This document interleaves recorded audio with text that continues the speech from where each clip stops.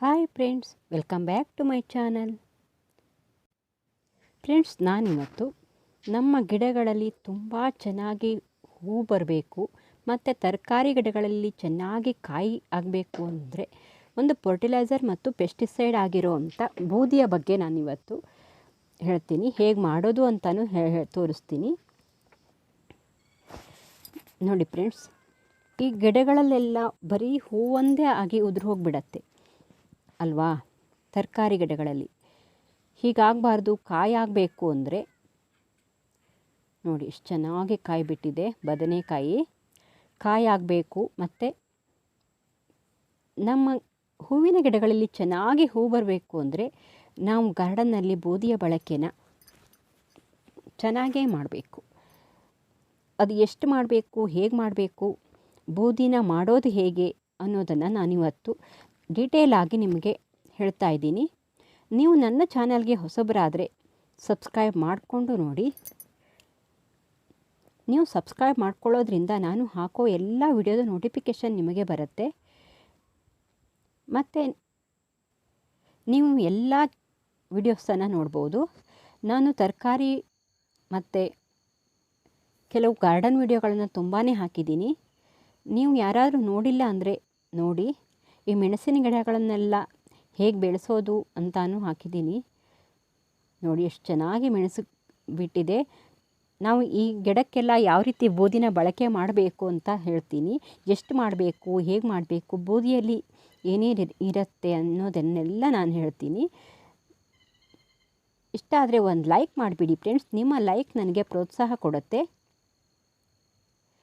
ನೋಡಿ, ಬೂದಿ ಪೆಸ್ಟಿಸೈಡ್ ಆಗೂ ಕೆಲಸ ಮಾಡುತ್ತೆ ಮತ್ತು ಇದು ಒಳ್ಳೆಯ ಪೊಟ್ಯಾಷಿಯಮ್ ರಿಚ್ ಫರ್ಟಿಲೈಸರ್ ಆಗಿ ಕೆಲಸ ಮಾಡುತ್ತೆ.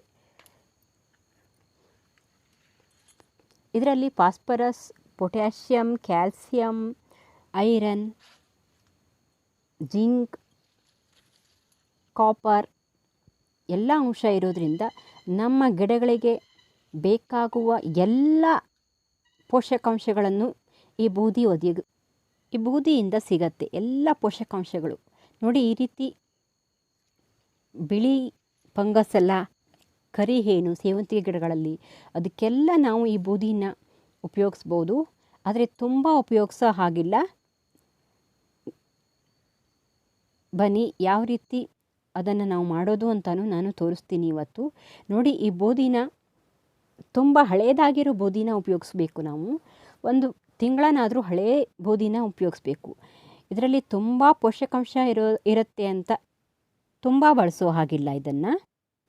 ನಾವು ಇದನ್ನು ತುಂಬ ಬಳಸಿದ್ರೆ ಗಿಡಗಳು ಹಾಳಾಗಿಬಿಡತ್ತೆ, ಸುಟ್ಟೋಗಿಬಿಡತ್ತೆ.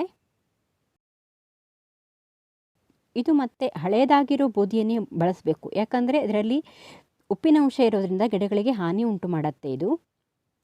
ನೋಡಿ, ನೀವು ಹೇಗೆ ಮಾಡಬೇಕು ಅಂದರೆ ನೋಡಿ, ಈ ರೀತಿ ಮರದ ಪೀಸ್ಗಳನ್ನು ಒಂದು ಕಡೆ ಕಲೆಕ್ಟ್ ಮಾಡಿಟ್ಕೊಳ್ಳಿ.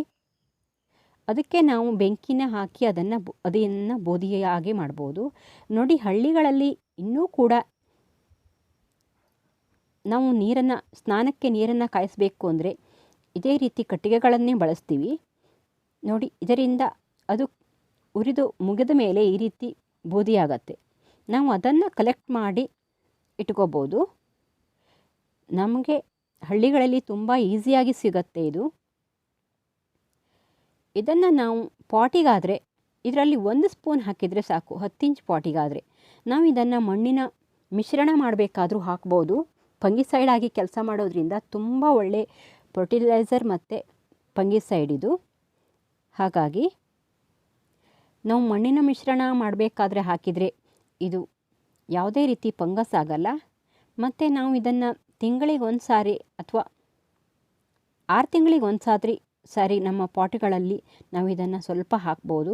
ಆದರೆ ತುಂಬ ಹಳೇದಾಗಿರೋ ಬೂದಿಗಳನ್ನು ಬಳಸಬೇಕು ನಾವು. ಇದಕ್ಕೆ ಒಂದು ಪಾಟಿಗೆ 1 ಸ್ಪೂನ್ ಹಾಕಿದರೆ ಸಾಕು. 10 ಇಂಚ್ ಪಾಟಿಗಾದರೆ. ನಾವು ನೆಲದಲ್ಲಿ ಹಾಕೋದಾದರೆ ಸ್ವಲ್ಪ ಜಾಸ್ತಿ ಪ್ರಮಾಣದಲ್ಲಿ ಹಾಕ್ಬೋದು ಇದನ್ನು. ನೋಡಿ, ನಾನಿಲ್ಲಿ ಬದನೆ ಗಿಡ ನೆಲದಲ್ಲಿದೆ, ಅದಕ್ಕೆ ನಾನು ಸ್ವಲ್ಪ ಮಣ್ಣನ್ನು ಲೂಸ್ ಮಾಡಿಕೊಂಡು ಹಾಕ್ತೀನಿ. ಇದರಲ್ಲಿ ಪೊಟ್ಯಾಷಿಯಮ್ ಜಾಸ್ತಿ ಇರೋದ್ರಿಂದ ನಮ್ಮ ತರಕಾರಿ ಗಿಡಗಳಲ್ಲಿ ತುಂಬಾ ಒಳ್ಳೆ ರೀತಿ ರಿಸಲ್ಟ್ ಕೊಡುತ್ತೆ ಇದು. ಹೂವು ಉದುರೋದು ಮತ್ತು ಕಾಯಿ ಆಗದೇ ಇರೋದು ಮತ್ತು ಕೆಲವು ಕಾಯಿಗಳು ಚಿಕ್ಕದಾಗಿ ಬರುತ್ತಲ್ಲ, ಹಾಗೆಲ್ಲ ಆಗಲ್ಲ. ತುಂಬ ಪೌಷ್ಟಿಕಾಂಶ ಇರೋದ್ರಿಂದ ಚೆನ್ನಾಗಿ ಇದು ಹೂವು ಮತ್ತು ಕಾಯಿ ಬರುತ್ತೆ. ಹೂವಿನ ಗಿಡಗಳಲ್ಲೂ ಅಷ್ಟೇ, ಹೂವಾಗೋ ಟೈಮಲ್ಲಿ ಇದನ್ನು ನಾವು ಹಾಕ್ಬೋದು. ಇದನ್ನು ನಾವು ಲಿಕ್ವಿಡ್ ರೂಪದಲ್ಲಿ ಕೂಡ ಹಾಕ್ಬೋದು. ಮುಂದಿನ ವಿಡಿಯೋಗಳಲ್ಲಿ ನಾನು ಲಿಕ್ವಿಡ್ನ ಎಷ್ಟು ಹಾಕ್ಬೋದು ಅಂತ ತೋರಿಸ್ತೀನಿ. ಇವತ್ತು ನೋಡಿ, ನಾನು ನೆಲದಲ್ಲಿ ಸ್ವಲ್ಪ ಮಣ್ಣನ್ನು ಲೂಸ್ ಮಾಡಿಕೊಂಡು, ನಾವು ನೆಲದಲ್ಲಿರೋ ಗಿಡಗಳಿಗಾದರೆ ಸ್ವಲ್ಪ ಜಾಸ್ತಿ ಹಾಕ್ಬೋದು. ನೋಡಿ, ನಾನಿಲ್ಲಿ ಸ್ವಲ್ಪ ಆ ಗಿಡನ ಬಿಟ್ಟು, ನೋಡಿ ಎಷ್ಟು ಬಿಟ್ಟಿದ್ದೀನಿ ಅಂತ, ಒಂದು 4 ಇಂಚಾದರೂ ಬಿಟ್ಟು ಒಂದು ರಿಂಗನ್ನು ಥರ ಮಾಡಿಕೊಂಡು ಸುತ್ತ ಹಾಕ್ತೀನಿ. ಗಿಡದ ಸುತ್ತ ಹಾಕಿದರೆ ಚೆನ್ನಾಗಿ ಆರುತ್ತೆ. ಆಮೇಲೆ ನೀರು ಹಾಕೋದ್ರಿಂದ ಗಿಡಗಳಿಗೆ ಅದು ಹೀರ್ಕೊಳ್ಳುತ್ತೆ. ನೋಡಿ, ಈ ರೀತಿ ಮಣ್ಣನ್ನು ಮತ್ತೆ ಸ್ವಲ್ಪ ನಾನು ಅದನ್ನು ಮಣ್ಣನ್ನು ಮುಚ್ಚಿಬಿಡ್ತೀನಿ. ನಾವು ಹೀಗೆ ಹಾಕಿದರೂ ಪರವಾಗಿಲ್ಲ, ಆದರೆ ಮಣ್ಣನ್ನು ಸ್ವಲ್ಪ ಮತ್ತೆ ಮುಚ್ಚಿಬಿಡ್ತೀನಿ. ನಾವು ಮಣ್ಣಿನಲ್ಲಿರೋ ಗಿಡಗಳಿಗಾದರೆ ಸ್ವಲ್ಪ ಜಾಸ್ತಿ ಹಾಕಿದರೂ ಪರವಾಗಿಲ್ಲ, ಆದರೆ ತುಂಬ ಹಳೇದಾಗಿರೋ ಬೂದಿನ ಉಪಯೋಗಿಸಿ ಫ್ರೆಂಡ್ಸ್. ನಾವು ಇವತ್ತು ಬೂದಿನ ಮಾಡಿ ಇನ್ನು 15 ದಿನದ ನಂತರ ಅದನ್ನು ಯೂಸ್ ಮಾಡ್ಬೋದು. ನಾವು ಎಲೆಗಳ ಮೇಲೆ ಹಾಕೋದಾದರೆ 1 ತಿಂಗಳ ಅಥವಾ 2 ತಿಂಗಳ ಹಳೆಯ ಬೂದಿಗಳನ್ನೇ ಬಳಸಬೇಕು. ಈ ಮಣ್ಣಿಗೆ ಹಾಕೋದಾದರೆ ಸ್ವಲ್ಪ 15 ದಿನ ಆದರೂ ಪರವಾಗಿಲ್ಲ, ಆದರೆ ನಾವು ಎಲೆಗಳ ಮೇಲೆ ಹಾಕೋದಾದರೆ ತುಂಬ ಹಳೆಯದಾಗಿರೋ ಬೂದಿನೇ ಹಾಕಬೇಕು. ಅದು ಸುಟ್ಟು ಹೋಗಿಬಿಡತ್ತೆ, ಎಲೆಗಳು ಸುಟ್ಟು ಹೋಗಿಬಿಡತ್ತೆ. ಹಾಗಾಗಿ ಇದೊಂದು ಒಳ್ಳೆಯ NPK ಆಗಿ ಕೆಲಸ ಮಾಡುತ್ತೆ. ಹಾಗಾಗಿ ನಮ್ಮ ಗಿಡಗಳಿಗೆ ಎಲ್ಲ ರೀತಿಯ ಪೋಷಕಾಂಶವನ್ನು ಇದು ಒದಗಿಸುತ್ತೆ.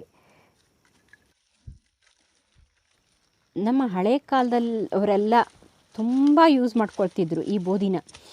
ಯಾವುದೇ ಗಿಡಗಳಿಗೆ ಕೀಟಗಳು ಬಂದರೂ ಅದನ್ನು ಬೂದಿನ ಹಾಕಿಬಿಟ್ರೆ ಚೆನ್ನಾಗಿ ಕೀಟಗಳು ಹೋಗುತ್ತೆ ಅಂತ ಹೇಳ್ತಿದ್ರು ನಮ್ಮ ಅಜ್ಜಿ ಇವರೆಲ್ಲ. ನೋಡಿ, ಈ ರೀತಿ ಎಲೆಗಳು ಮುರುಟು ಹೋಗಿರುತ್ತಲ್ಲ ಮೆಣಸಿನ ಗಿಡಗಳಿಗೆಲ್ಲ, ಇದನ್ನು ನಾವು ಈ ರೀತಿ ಸ್ಪ್ರಿಂಕಲ್ ಮಾಡಬೇಕು. ನಾವು ಬೆಳಗ್ಗಿನ ಹೊತ್ತು ಈ ರೀತಿ ಸ್ಪ್ರಿಂಕಲ್ ಮಾಡಿದ್ರೆ ಇಬ್ಬನಿ ಬಿದ್ದಿರತ್ತಲ್ಲ, ಅದು ಗಿಡಗಳು ಅಂಟಿಕೊಂಡಿರುತ್ತೆ ಬೂದಿ ಗಿಡಗಳಿಗೆ. ನಾವು ಇದನ್ನು ಎಲ್ಲ ತರಕಾರಿ ಗಿಡಗಳಿಗೂ ಹಾಕ್ಬೋದು. ಇಲ್ಲಿ ಮೆಣಸಿನ ಗಿಡಕ್ಕೆ ಕೆಳಗಡೆ ಕೂಡ ಹಾಕ್ಬೋದು. ಇದು ಒಳ್ಳೆ ಗೊಬ್ಬರ ಆಗಿ ಕೆಲಸ ಮಾಡೋದ್ರಿಂದ ನಮ್ಮ ತರಕಾರಿ ಗಿಡಗಳಲ್ಲಿ ಹೂವು ಮತ್ತು ಕಾಯಿ ಬರಲಿಕ್ಕೆ ತುಂಬ, ನಾವು ಇದನ್ನು ಟೊಮೆಟೊ ಗಿಡಗಳಿಗೆ ಮತ್ತು ಮೆಣಸಿನ ಗಿಡಗಳಿಗೆ ಹಾಕಲೇಬೇಕು. ತುಂಬ ಒಳ್ಳೆಯ ಕೆಲಸ ಮಾಡುತ್ತೆ ಇದು. ನೋಡಿ, ನನ್ನ ಸೇವಂತಿಗೆ ಗಿಡಗಳಲ್ಲಿ ಕರಿ ಹುಳ ಬರುತ್ತಲ್ಲ, ಕಪ್ಪು ಹುಳ ಹೇನ್ಗಳಾಗತ್ತಲ್ಲ, ಅದಕ್ಕೆ ಈ ರೀತಿ ಸ್ಪ್ರಿಂಕಲ್ ಮಾಡಬೇಕು. ಸ್ವಲ್ಪ ಕಡಿಮೆ ಪ್ರಮಾಣದಲ್ಲಿ ಮಾಡಿ. Thank you for watching. Bye. ಮುಂದಿನ ವಿಡಿಯೋಗಳಲ್ಲಿ ಸಿಗೋಣ.